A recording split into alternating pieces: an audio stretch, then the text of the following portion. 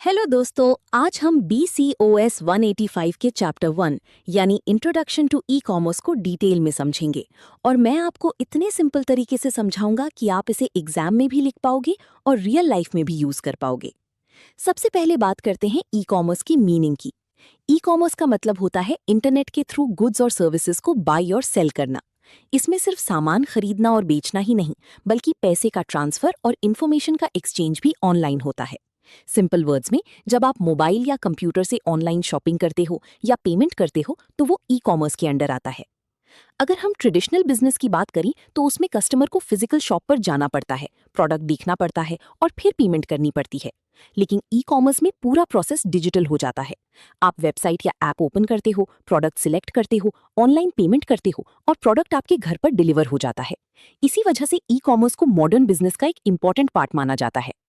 अब बात करते हैं ई कॉमर्स की फीचर्स की। सबसे पहला फीचर है ग्लोबल रीच। इसका मतलब है कि कोई भी बिजनेस अपना प्रोडक्ट दुनिया के किसी भी कोने में सेल कर सकता है, यानी जियोग्राफिकल बाउंड्री खत्म हो जाती है। दूसरा फीचर है 24/7 अवेलेबिलिटी। इसका मतलब है कि ई कॉमर्स कभी बंद नहीं होता, आप किसी भी टाइम शॉपिंग कर सकते हो। तीसरा फीचर है लो कॉस्ट, जिसमें बिजनेस को शॉप रेंट, इलेक्ट्रिसिटी और स्टाफ पर कम खर्चा करना पड़ता है।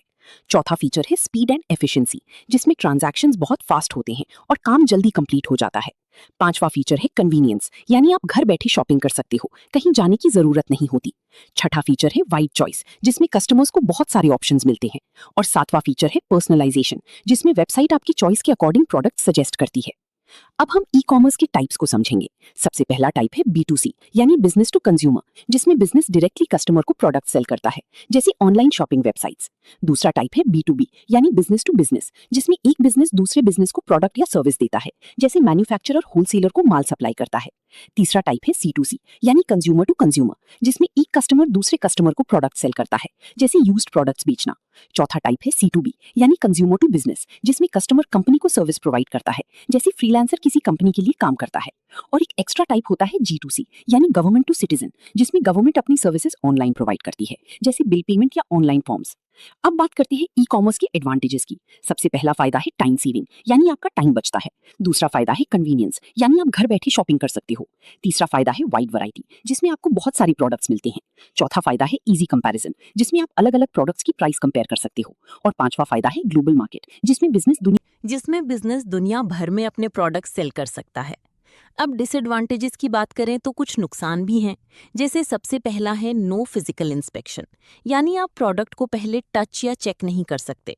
दूसरा है डिलीवरी डिले, जिसमें प्रोडक्ट आने में टाइम लग सकता है। तीसरा है फ्रॉड रिस्क, जिसमें ऑनलाइन चीटिंग का चांस होता है।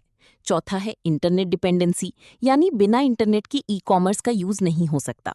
और पांचवा है टेक्निकल इश्यूज, जिसमें कभी वेबसाइट क्रैश या पेमेंट फेल हो सकता है। अब एक इम्पॉर्टेंट टॉपिक है डिफरेंस बिटवीन ट्रेडिशनल और ई कॉमर्स बिजनेस।